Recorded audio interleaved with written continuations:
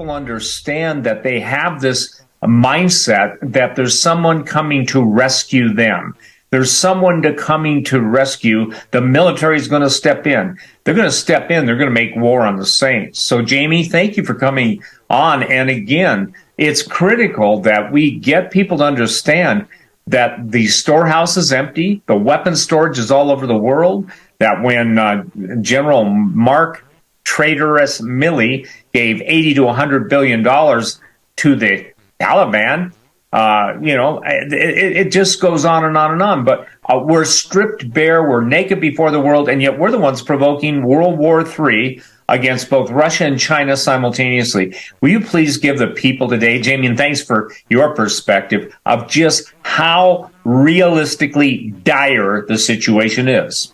Yeah, thanks for having me on, Doug and Steve. It is definitely one of those things where most people, if they aren't from that world, they don't really understand the intricacies of how all these things are, coordinated and synergistic in a way.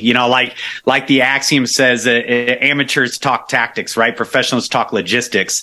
And at the end of the day, every single aspect of a war or war footing is only centered around logistics. I have a background, Marine Corps infantry. I was a platoon sergeant, kind of a specialized platoon, had a reconnaissance role. So, I was trained as a tow missile gunner, a heavy machine gunner, a javelin missile gunner, breaching, dynamic entry, all that kind of stuff. We would embed with scout snipers, all these different layers of stuff within our specialized platoon that we would operate in. But more importantly is, as a platoon sergeant, being responsible for command and control over, approximately 35 Marines, and then the logistics that it takes to operate inside a battlefield with these multiple layers of command and control mechanisms, you get a real quick picture how the battlefield actually functions. And most people don't realize that all the movements currently going on right now with Russia and in Ukraine and even China with their amphibious assault ships, their amphibious landing craft, right? Their AAVs, they're equivalent to our AAVs. The mechanisms that are in place, even off of Vancouver Island, the multitude of cargo ships sitting off the coast of our deep water ports on both the east and the west coast, right? These different submarines surfacing, on both the East Coast and in the Gulf region from our enemies, right? From the other belligerents out there, is they don't realize the depth of the infrastructure of the logistics that has been put in place. Now, the key component to that, the number one key component to for the logistics to an impending kinetic warfare. Right now, it's asymmetric, right? It's always asymmetric. It's PSYOP, it's SIGINT, it's a cyber warfare. Please explain asymmetric warfare, because people only see tanks, bombs, missiles, and aircraft, and they don't see the Wuhan virus being acknowledged by the Chinese. Exactly. That which they killed the American economy. And it came out just a couple days ago. You probably saw it. But the guy admitted, he said, look, our ultimate goal in releasing the virus was to get the vaccine and get the U.S. military to participate in its own destruction. So take it from there on asymmetric warfare. Yeah, no, that's a good point to clarify that, because asymmetric warfare, if you don't understand that, you can't understand everything that's going on right now. Because really the context of asymmetric warfare is when a belligerent, right? Belligerent doesn't mean good or bad. It's just all parties that are involved in some form of conflict. So when a belligerent is outnumbered or out technologied or out whatever, they have to operate as a smaller, lesser unit through asymmetric means to achieve the same desired ends. It's a David versus Goliath type of mindset, right?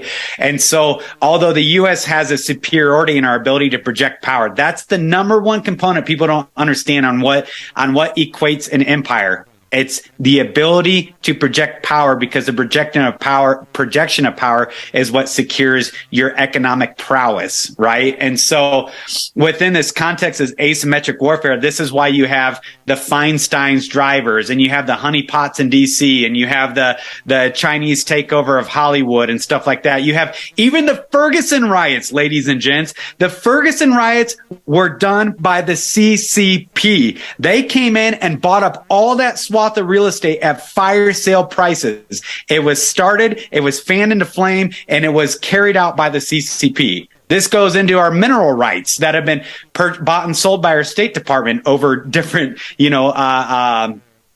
different people that have been in office being sold off. It is the Long Beach port, deep water port, being bought and owned by China for a time, right? This is what's going on in the Northwest. These are all the precursors of asymmetric warfare to sow in, to work in, to destroy from the inside out, even in our academia and all these other realms that they've been operating in, and the corporate espionage.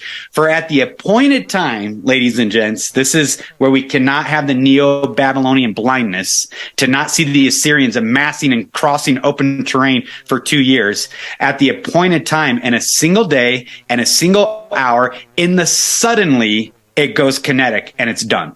That's what's all being set up right now. So even this whole Afghanistan debacle, people think that it's because our government are incompetent boobs. They are not. They are, but they're not, right? They are not incompetent boobs. They are diabolical, Luciferian inspired sycophants.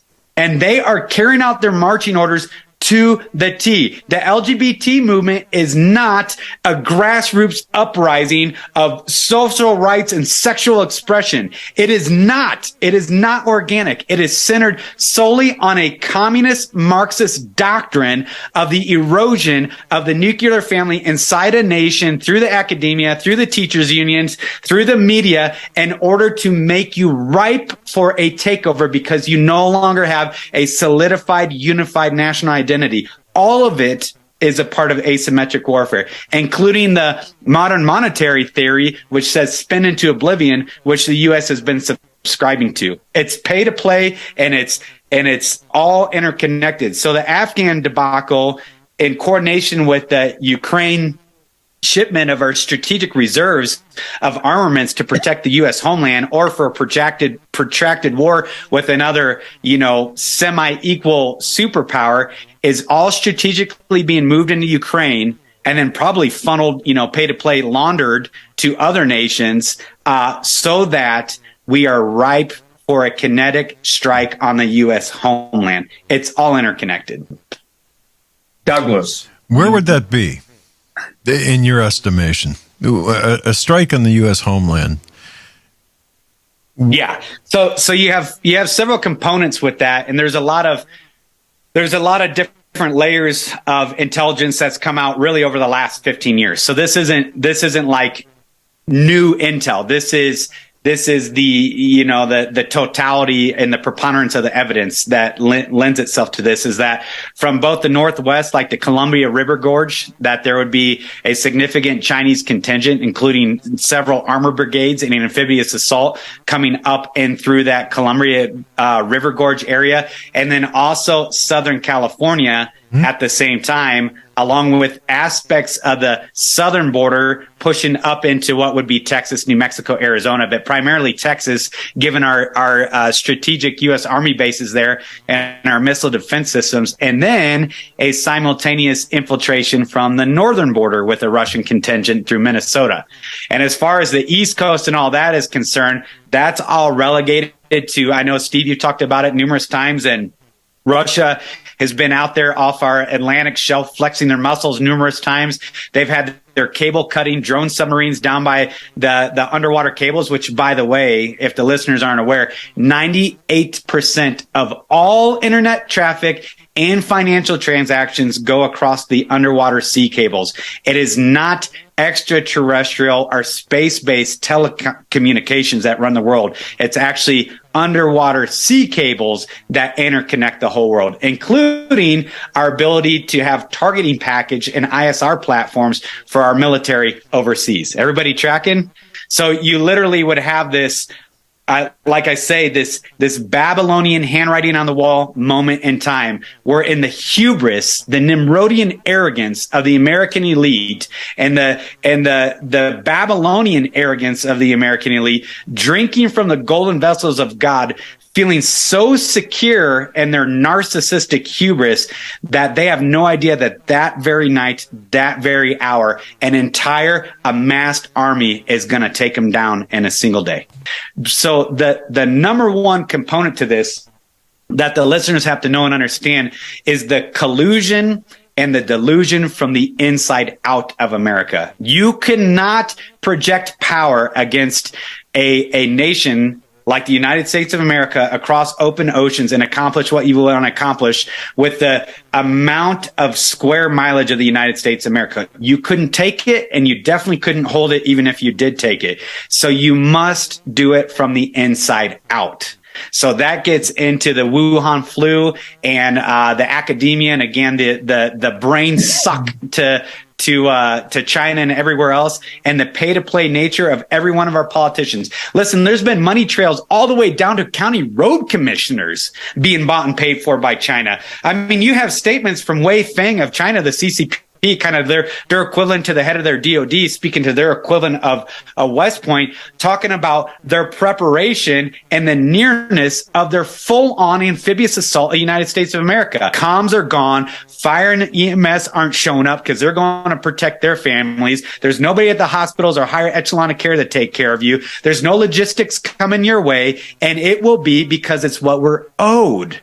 And people don't understand the righteous justice of God. He is not an heir. What he told Israel was like, hey, I'm going to preserve a few of you, a remnant, but actually not because you're good.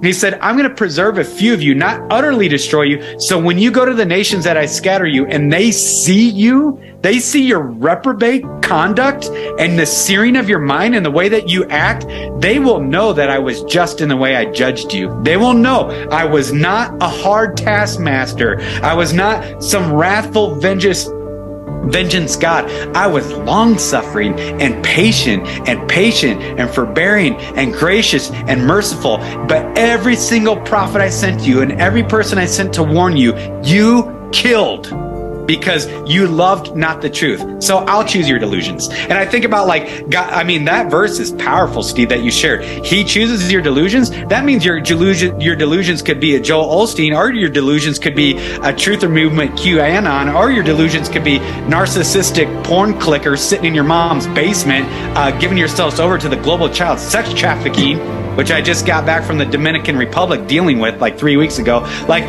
your delusion could be loving the NFL and giving all your energies over to that. Whatever it is, he's going to choose it for you because you made it very clear that you had made your choice long ago. And here's the important thing about the timing of all this that I always go to. Like, you know, we can talk objectively about the signs of the time and lateness of the hour, right? The volcanism and the earthquakes and the pestilence and the famines. And there's some empirical things that are hard data that we can look at. But I always go, to me, the number one indicator of the lateness of the hour, even why I wrote the book, Steve, which you were gracious enough to write the foreword to, and it was the spirit of the church. That is the number one indicator of the lateness of the hour. It says, 2 Thessalonians 2, the man of lawlessness, literally the embodiment of lawlessness, the man of perdition, the Antichrist, cannot be revealed until the great lawlessness in the church happens first. The apostasia, the official revolt or defection from the religious dogma that is true. The church decides the timing of the tribulation. That's subjective speculation, but by the way, I'm like, the church is the one who determines it. There's only one church age, one Christian age or dispensation that is so disgusting and abhorrent to the Lord. Do a word study on abhorrent, that he says, you're freaking hot vomit in my mouth and I'm going to spit you out. But you're so narcissistic, your faulty self-actualization is so jacked up that you say you're wealthy and in need of nothing.